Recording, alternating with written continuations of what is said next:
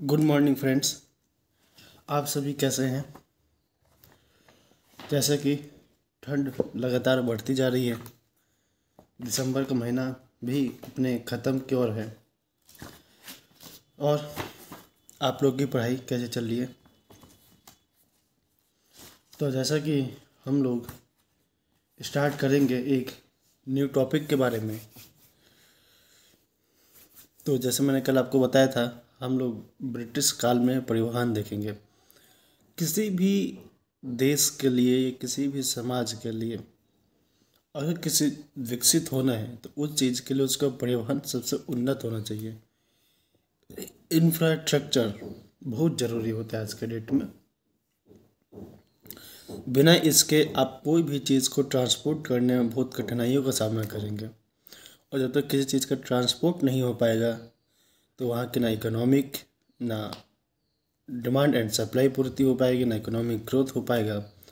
जब ये नहीं होगा तो लोगों की इनकम नहीं बढ़ेगी, तो फिर सामाजिक पिछड़ापन में कहीं ना कहीं समाज पीछे रह जाएगा और वही फिर प्रॉब्लम गरीबी, बेरोजगारी की समस्या को सामना करना पड़ेगा। तो ब्रिटिश काल में परिवहन अन्य पर बहुत प्रकार के थे, जैसे पक्की सड़कों का निर्माण। थोड़ा मेरा गला खराब हो रहा है एक्चुअली, ठंड बहुत ज़्यादा है, तो जो भी गलती हो माफ़ करिएगा मेरे को। पक्की सड़कें हो गई, नौ परिवहन, रेलवे, वायुयान, ये सब परिवहन के दौर में आते। तो ब्रिटिश काल में मुख्यतः रेलवे का विकास बहुत ज़्यादा हुआ। तो रेलवे का विकास क्यों किया गया और इस पे आर्थिक प्रभाव क्या हुआ, तो देखते हैं। एक छोटा सा फैक्ट है। सबसे पहले भारत में 1853 में बॉम्बे से थाने के बीच में रेलवे का संचालन हुआ।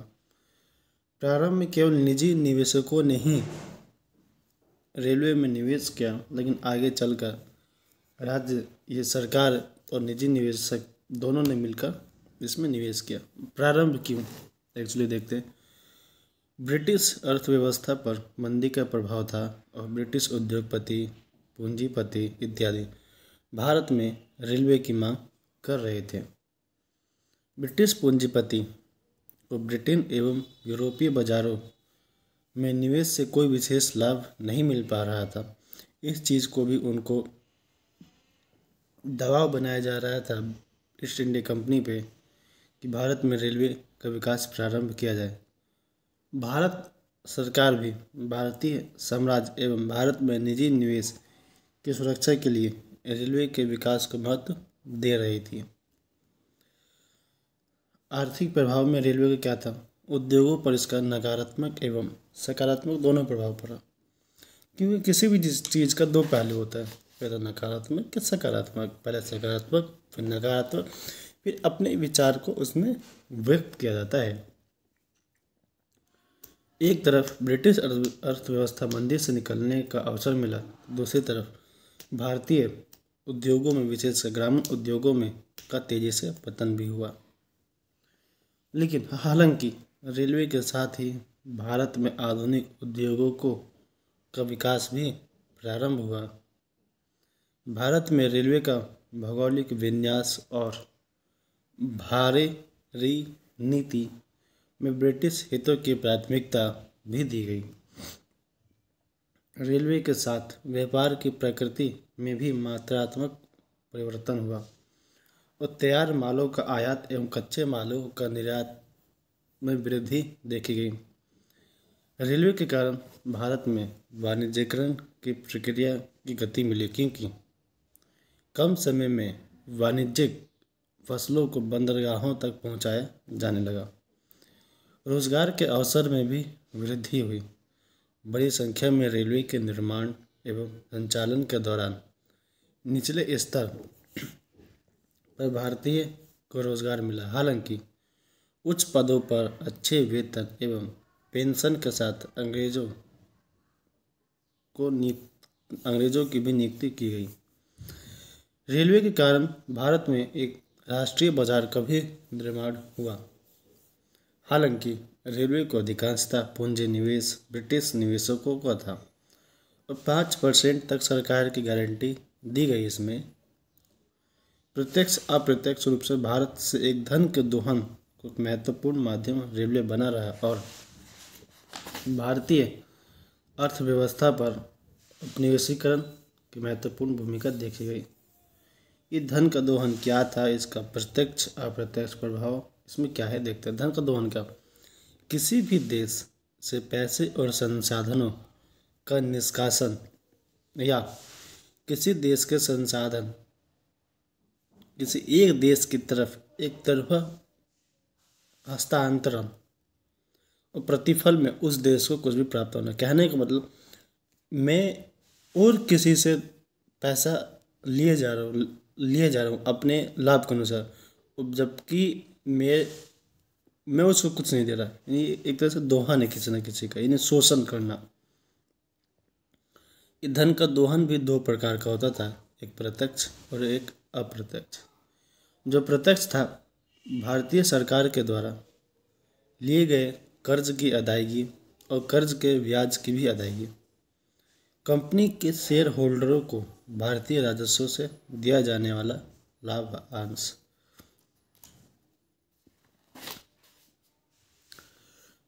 भारतीय प्रशासन में किए जाने वाले ब्रिटेन में भी व्यय। भारतीय सरकार के द्वारा ब्रिटेन से भी की जाने वाली खरीद। ब्रिटिश अधिकारियों को वेतन एवं पेंशन दिया जाना। अप्रत्यक्ष दोहन के बारे में हम लोग थोड़ा सा चर्चा कर लेते हैं। भारतीय राजस्व से भारतीय उत्पादकों को खरीद कर निर्यात करना। भारत में बाजारों के माध्यम से मुनाफा अर्जित करना। भारत से कच्चे मालों के निर्यात।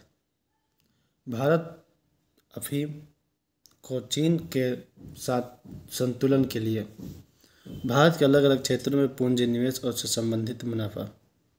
कुछ फैक्चुअल नॉलेज है, हम उसको देख लेते हैं। जैसे राजा राम मोहन राय ने ब्रिटिश संसदीय समिति के समक्ष धन के अपव्यय के मुद्दे को उठाया। दादा भाई नेहरू, इनका तो नाम और आप लोग सुने ही होंगे। 1867 में इंग्लैंड डेब्ट टू इंडिया नामक लेख में पहली बार धन के दोहन का सिद्धांत प्रस्तुत किया और भारत के गरीबी एवं पिछड़ेपन का सबसे महत्वपूर्ण कारण माना। सुब्रमण्यम अय्यर, पृथ्वी चंद्र, फिरोज शाह मेहता, आर.सी. दत्त इत्यादि राष्ट्रवादियों ने भी धन के दोहन के मुद्दे पर भी लोगों को जागरूक किया। आर.सी. दत्त की पुस्तक the economic history of India. R C. Dutt की पुस्तक है the economic history of India. Dadabhai Naoroji की पुस्तक un British rule in India. एक फैक्चुअल इसमें जानकारी और है। उस फैक्चुअल जानकारी के बाद हम लोग आ जाएंगे अपने एक न्यू टॉपिक में, जो कि संवैधानिक विकास और प्रशासनिक ढांचा। उससे पहले हम लोग ब्रिटिश काल में अकाल के चर्चा देख लेते हैं। अकाल मुख्यतः खाद्य वस्तु का चरम अभाव बोला जा सकता है। प्राकृतिक कारणों से भी राष्ट्रीय समाज में अकाल का गठित होना एक स्वाभाविक घटना है। प्राचीन एवं मध्यकालीन भारत में इसके अनेक उदाहरण मिलते हैं, लेकिन ब्रिटिश शासनकाल में 190 सालों से 200 से अधिक अकालों की जानकारी मिलती है, जिसमें करोड़ों की जनसंख्या मारे गए। ब्रिटिश काल में इसकी आवृत्ति यानी फ्रीक्वेंसी बनी रही। प्राकृतिक कारण के लिए उत्तरदायी थे, जैसे बाढ़, सूखा इत्यादि। वहीं दूसरी तरफ प्राकृतिक कारण से अधिक ब्रिटिश नीतियां भी उत्तरदायी थी, जिससे हम निम्नलिखित बिंदुओं के माध्यम से समझ सकते हैं। भू राजस्व की अत्यधिक मांग। प्राकृतिक आपदा के दौरान भू राजस्व की वसूली। निश्चित समय पर भू राजस्व को वसूलना। कृषि उत्पादन में गिरावट। सरकार के द्वारा कृषि निवेश की उपेक्षा न होना। जमींदार एवं महाजनों के द्वारा भी कृषि की अवहेलना करना। वाणिज्यिक फसलें अखाद्य फसलों के लिए बाध्य करना, उद्योगों के पतन एवं बेरोजगारी की संख्या में वृद्धि, कृषि पर जनसंख्या का बढ़ता दबाव, सरकार के द्वारा लंबे समय तक राहत कार्य की उपेक्षा। सरकार के द्वारा उठाए गए कदम क्या थे? कंपनी के शासनकाल के प्रथम 100 वर्ष कहने वालों के 1757 से 1858 के मध्य में सरकार राहत के लिए यदा कदा ही प्रयास किए। अकाल के दौरान राहत कार्य धार्मिक संस्थाओं या दयालु भारतीयों की अधिक भूमिका थी। 19वीं सदी के उत्तरार्ध में अलग अलग अकालों के अवसर ब्रिटिश सरकारों ने कुछ आयोगों का गठन किए और इन आयोगों की अनुशंसाओं को लागू करने की भी कोशिशें की गई। जैसे 1866 में कैंपबेल आयोग में आधारभूत ढांचे के विकास को सुझाव दिया, यानी बेसिक इंफ्रास्ट्रक्चर में कुएं हो गए, तालाब हो गए, जगह जगह यहाँ पे कुएं बनाने के प्रावधान, तालाब बनाने के प्रावधान, ये छोटे छोटे ट्यूबवेल टाइप के खाद्य सामग्री समय पर उपलब्ध करवाना इत्यादि। 1880 में स्ट्रेची आयोग, इसने अकाल प्रभावित क्षेत्र में खाद्यान्न उपलब्ध कराई जाए, पशुओं को स्थानांतरित किया जाए, भू राजस्व में राहत दिया जाए, रोजगार के अवसर उपलब्ध कराए जाए इत्यादि। 1863 में अकाल संहिता का निर्माण किया गया। 1897 में लोयल आयोग का गठन। जो लोयल आयोग है ये स्ट्रेची आयोग के भांति ही था, जो कि खाद्यान्न उपलब्ध करवाना, पशुओं के हस्तांतरित, भू राजस्व में राहत, रोजगार के अवसर दिए जाए। 1900 में मैकडोनाल्ड आयोग, इस आयोग की अनुशंसा पर अकाल कमिश्नर की नियुक्ति की गई। उपरोक्त आयोग की अनुशंसाओं को प्रभावी तरीके से लागू नहीं किया गया और अकाल के दौरान मरने वाले लोगों की संख्या निरंतर बढ़ते ही गई।